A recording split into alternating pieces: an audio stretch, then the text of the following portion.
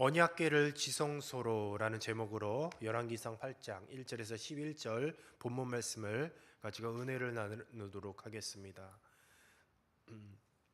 오늘 이 본문 말씀은 예루살렘 성전이 드디어 완공이 됨에 따라 봉헌식의 첫 단계로 하나님의 임재를 상징하는 여호와의 언약궤가 지성소에 안치되는 바로 그런 장면입니다. 언약궤는 시온성에 다윗이 준비한 장막 안에 보관이 되어져 있었습니다. 솔로몬은 성전 건축을 7년 6개월 정도 걸려서 진행을 하였고, 솔로몬은 오늘 이 본문 말씀을 보면 에다니멀 절기, 그러니까 장막절 전에 백성들을 모아 봉헌식을 거행할 준비를 했다라고 그렇게 기록하고 있습니다. 성전을 완공 후에 봉헌식을 바로 한 것이 아니라 말씀을 잘 읽어보면 이 장막절 절기에 봉헌식을 진행했다고 했고, 이 완공한 후에 약 11개월이라는 시간이 지난 후에 장막절 절기에 맞춰서 봉헌식을 진행했음을 알 수가 있습니다. 그냥 성전을 졌다고 바로 봉헌식을 한 것이 아니라는 것이죠. 장막절은 추수감사 절기이기도 하고 또 율법 중심으로 신앙적 결단을 새롭게 하는 그런 절기이기도 합니다. 또 한 해의 시작을 알리는 신년 축제 중에 하나예요. 그래서 장막절은 새로운 시작을 알리는 그런 의미를 가지고 있습니다. 바로 이 해는 모세가 매 7년마다 안식년, 매 7년마다 율법을 낭독하라는 명령을 반포한 후에 448년이 되는 그 해입니다. 그리고 7년째에 해당하는 해가 바로 솔로몬의 성전을 짓고 난 후에 11개월이 지난 후에 장막절이었음을 알 수가 있어요. 많은 그래서 이런 의미들이 있기 때문에 솔로몬은 바로 이제 봉헌식을 하지 아니 바로 봉헌식이 끝난 후에 바로 하나님의 법궤를 지성소에 올린 것이 아니었습니다. 어찌되었건 장막절에 맞추도록 했던 것이에요.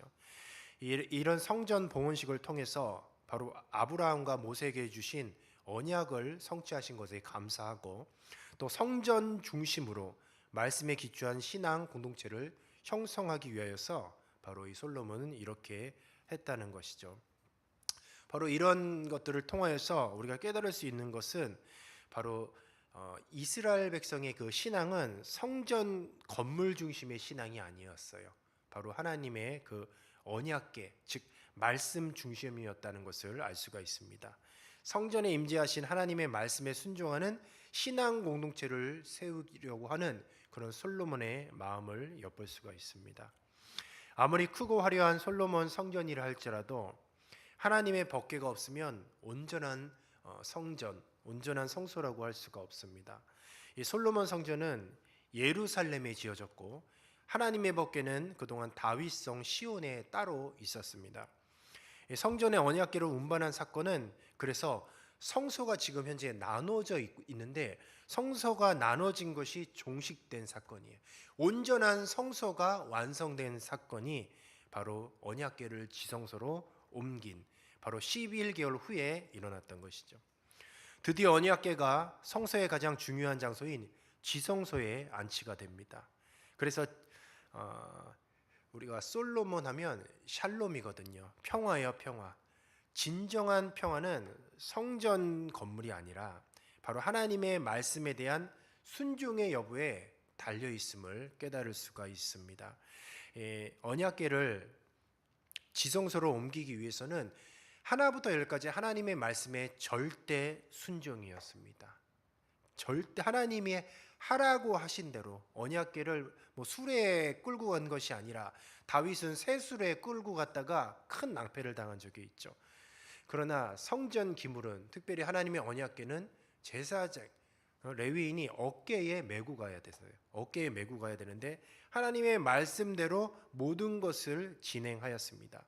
그래서 지성소에 언약궤가 안치되었다는 것은 바로 이스라엘 백성의 순종을 의미하는 것이에요.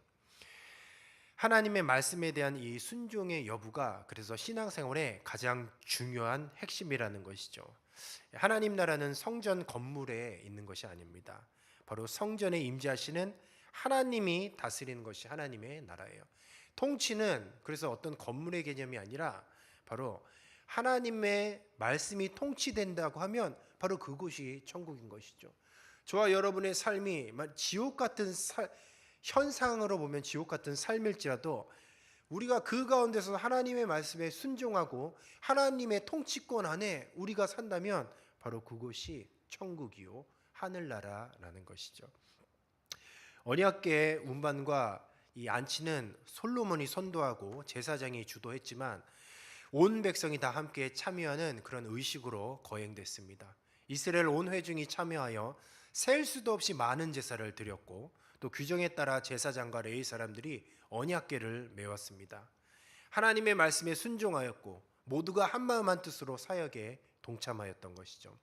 오늘날 교회와 신앙생활의 모습이 이와 같아야 할 줄로 믿습니다.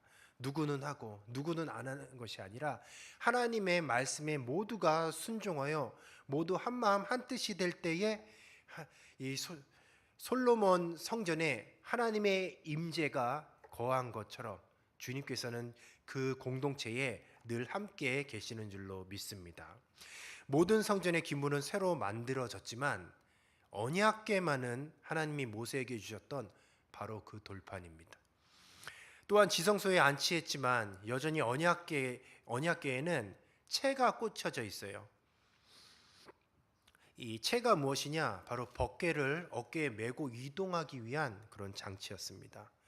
성전이 완성되고 언약궤를 지성소에 안치했지만 이동하기 위한 채가 그대로 있다는 것, 바로 이 땅 가운데 완전한 정착은 없다라는 것이에요. 하나님의 말씀을 상징하는 언약궤는 결국 이 땅이 아닌 영원한 저 천국을 본향으로 하고 있다라는 것이에요. 그래서 이 채를 언약궤에 빼지 않고 그대로 함께 안치하였던 것이죠. 오늘 이 본문 말씀의 핵심이 무엇이냐? 바로 언약궤가 없는 성전입니다. 언약궤가 없는 성전. 지금까지 성전에 장막에 언약궤가 없었어요. 그러나 오늘 이 본문 말씀에 드디어 솔로몬은 지성소에 언약궤를 드림으로써 완전한 하나님의 성전을 이룰 수가 있었던 것이죠. 그렇다면 오늘날 언약궤가 없는 성전은 무엇을 의미하는 것일까? 우리가 생각해 볼 필요가 있어요. 언약궤가 없는 성전이 무엇이냐? 바로 하나님이 없는 신앙생활이에요. 말씀에 순종이 없는 회중 예배일 수도 있습니다. 그리고 감사가 없는 봉사일 수도 있어요. 내 안에 하나님이 계시지 않고 하나님을 사모하지 않고 하나님을 믿지 않는데 모든 종교적인 행위는 다 언약궤가 없는 성전이라는 것이에요. 우리의 인생을 보십시오. 우리의 인생은 분명히 하나님이 주관하시는 줄로 믿습니다. 그러나 하나님이 주관하신다는 그런 나의 삶에 대하여서 여전히 우리는 불안감을 갖고 있어요. 나의 삶, 나의 미래, 그리고 우리 자녀들의 삶, 우리 자녀들의 미래, 나의 앞날, 이런 것들을 향하여서 우리 주님께서 분명히 우리의 삶을 주관하고 계신데 여전히 우리는 그 삶에 대하여 막연한 불안감을 가지고, 이것은 무엇을 의미합니까? 하나님을 믿지 못하는 거예요. 결국 하나님이 없는 신앙생활을 하는 거지. 구약시대 때 마치 언약궤가 없는 성전과도 같았다라는 것이죠. 미국에서 가장 심한 욕을 제가 예전에 한번 얘기했던 적이 있는데, 미국에서 가장 심한 욕이 이런 욕이랍니다. 성령 받지 않고 목회해라 이놈아. 이게 가장 큰 심한 욕이래요. 성령 받지 말고 목회하라. 우리는 이런 말들은 별로 화 안 나는 것 같은데 외국 사람은 화 많이 나나 봐요. 성령 받지 말고 목회해라. 성령님을 마음속에 모시지 않고 신앙생활하는 것, 이것만큼 비참한 일이 어디 있겠습니까? 불안정한 상태죠. 이는 마치 크고 화려한 솔로몬 성전에 법궤는 여전히 시온성에 있는 것과 같았던 것이에요. 그래서 솔로몬 성전을 짓고 이제는 그가 가장 먼저 공식적으로 행한 것이 무엇이냐? 봉헌식이었습니다. 근데 그 봉헌식의 하이라이트는 뭐냐? 바로 하나님의 언약궤를 시온 성에서 가지고 와서 이제는 지성소로 안치하는 것이었어요. 더 이상 겉모습만 화려한 그런 신앙생활이 아니라 하나님의 말씀을 중심으로 붙잡고 있으려는 것이죠. 빨리 그래서 가지고 와야 했습니다. 그리고 신앙생활을 새롭게 결단해야 했던 것이죠. 그래서 이 새 출발한다라는 의미에서 바로 장막절에 언약궤를 가지고 왔었던 것이에요. 제가 어느 유튜브를 봤는데 국제 정치에 관한 그런 유튜브였습니다. 그런데 전투기가 보통 뭐 몇백억 하잖아요. 전투기. 근데 그 전투기가 1분을 나는데 기름을 얼마나 먹는지 아세요? 1분? 전투기가 1분을 나르는데 기름을 얼마나 먹을까요? 약 50만 원이래요. 50만 원.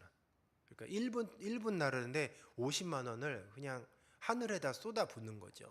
전투기 한 번 비행하는데 수백만 원에서 수천만 원이 드는 거예요. 기름값만. 근데 우리의 인생도 전투기와 한번 비교해 보겠습니다. 이미 우리는 태어났다는 것은 전투기가 떴음을 의미하는 거예요. 우리가 인생을 살면서 엄청난 재원이 들어갑니다. 뭐 필요한 것이 많고 사야 될 것도 많고 이것저것 엄청나게 많은 것들이 들어가고 있어요.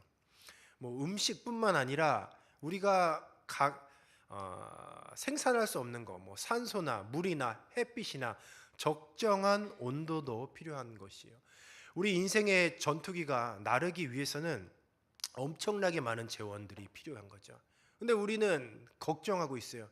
아유, 전투기, 우리 인생의 전투기가 떨어지면 어떡하지? 떨어지면 어떡하지? 그러나 그 전투기가 여지껏 떨어지지 않았잖아요.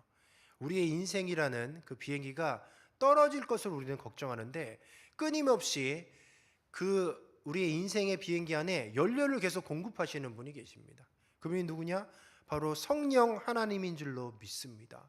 그분이 우리 인생의 기름을 계속 공급하시는데 우리는 아유, 비행기 기름값이 비싸네. 세상의 염려를 통해서 자꾸 비행기가 떨어질 것처럼 그렇게 걱정하고 근심하고 있는 거죠. 이런 모양새가 무엇이냐? 지성소에 법궤가 없는 것 똑같은 거예요. 겉은 화려한 성전을 가지고 있는데 하나님의 말씀을 붙잡지 못하고 있는 거예요. 언약궤가 지성소에 안치되었을 때 하나님이 성전에 임하셨습니다. 10절에 보면 구름이 여호와의 성전에 가득하였다라고 그렇게 기록하고 있어요. 이 광경을 본 제사장들은 압도당했습니다. 구름 속 하나님의 임재는 시내산에서 이스라엘과 언약을 맺고 또 율법을 주신 사건과 또 성막 완공과 연속성을 가지고 있어요. 율법을 주셨을 때도 구름에 임재하였고 또 성막 완공을 했을 때도 구름 속에 하나님께서 임재하셨습니다. 수백 년이 흐른 바로 지금도 그 언약과 율법이 변치 않음을 암시하고 있는 거예요. 오늘 하나님의 임재는 그래서 언약궤 운반에 대한 승인이었고 성막을 거하셨던 하나님이 이제는 예루살렘 새 성전에 머무심을 확증하고 계신다라는 것이죠. 우리 사랑하는 성도 여러분, 우리들의 마음에 성령 하나님이 계시는 줄로 믿습니다. 바로 이 솔로몬의 성전에 하나님의 법궤가 있었고 이제 하나님의 그 영광의 그 구름 기둥이 임한 것처럼 저와 여러분의 마음간에 성령님이 계시다면 우리 주님께서 그 영광의 구름과 같이 그 구름 기둥이 무엇입니까? 이스라엘 백성이 광야 생활할 때에 하나님께서 그 영광 가운데 지켜주신 것이 구름 기둥과 불 기둥이에요. 그 하나님의 임재는 여러 가지 의미가 있지만 저와 여러분을 보호해 주신다는 그런 의미도 가지고 있어요. 고린도전서 3장 16절을 보면 너희는 너희가 하나님의 성전인 것과 하나님의 성령이 너희 안에 계시는 것을 알지 못하느냐라고 말씀하고 있습니다.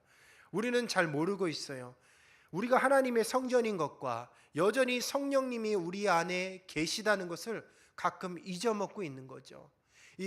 성령님이 우리 안에 계시다라는 것은 당시에 주님께서 이 구름 가운데 영광 중에 이 솔로몬 성전에 임하신 것처럼 지금도 인생의 많은 풍파 가운데서 주님께서는 여전히 성령님이 우리 안에 계시기 때문에 우리를 모든 환난과 어려움 가운데서 지켜주시고 보호하여 주시는 줄로 믿습니다. 내 안에 거룩한 성령님을 모셨다면 그래서 우리는 그 성령님만 붙잡고 앞으로 나아가면 돼요. 우리 인생의 비행기가 떨어질 것을 절대로 의심할 필요가 없다라는 것이죠. 그분이 오늘도 내 안에 계셔서 오늘도 나와 함께 동행하시는 줄로 믿습니다. 말씀을 마치도록 하겠습니다.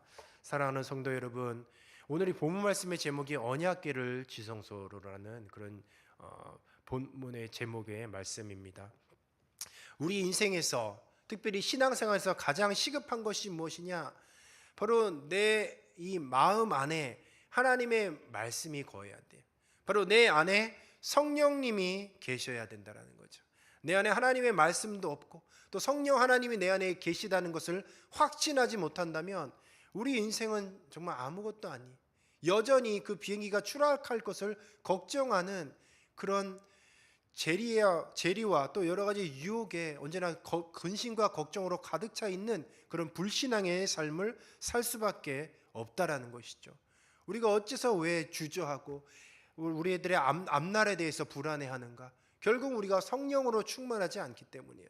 내가 성령이 구하시는 성전인지를 알지 못하기 때문입니다. 혹시 인생이 불안하십니까? 아니면 여러 가지 기도 제목, 수많은 기도의 제목들로 인해서 아니면 많은 현실로 인해서 낙담하고 계십니까? 그러나 여전히 성령님은 저와 여러분의 마음에 거하시는 줄로 믿습니다.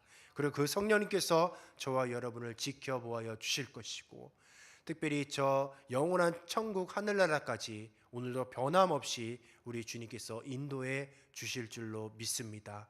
그 마음을 가지고 인생의 가장 첫 번째로 점검해야 될 것, 내 마음에 성령님이 계신가?